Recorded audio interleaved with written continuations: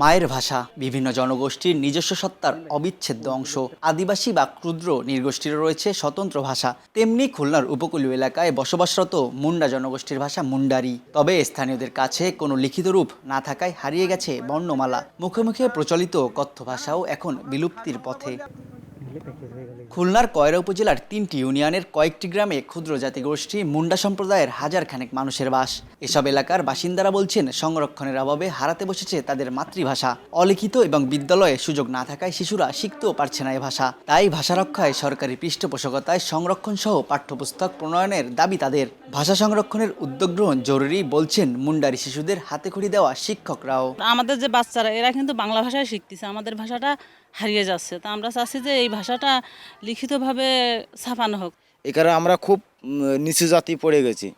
আমাদের ভাষা আছে কিন্তু ভাষা এখন পরিস্থিতি এটা ভুলেই গেছে সবাই।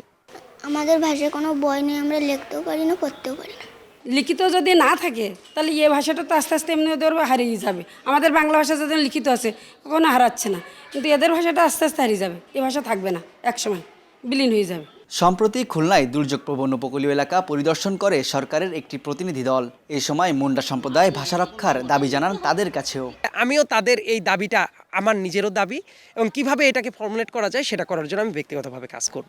অস্ট্রো এশীয় ভাষার অন্তর্ভুক্ত মুন্ডারি ভাষাকে জাতিসংঘের শিক্ষা, বিজ্ঞান ও সংস্কৃতি সংস্থা ইউনেস্কো বিপন্ন তালিকাভুক্ত ভাষা হিসেবে চিহ্নিত করেছে।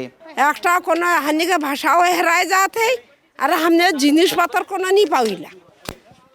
মুন্ডা সম্প্রদায়ের এই বাসিন্দারা বলছিলেন তাদের দুঃখের কথা। এমনকি তাদের সবচেয়ে বড় আফসোসের জায়গা, মাতৃ যে ভাষা তাদের ছিল সেই ভাষাটিও লিখিত না থাকার কারণে হারিয়ে যেতে বসেছে। মুন্ডা সম্প্রদায়ের দাবি, যে কোনো মূল্যে যেন রক্ষা করা হয় তাদের মায়ের ভাষা। খুলনার কয়রা থেকে তানজিম আহমেদ, সময় সংবাদ।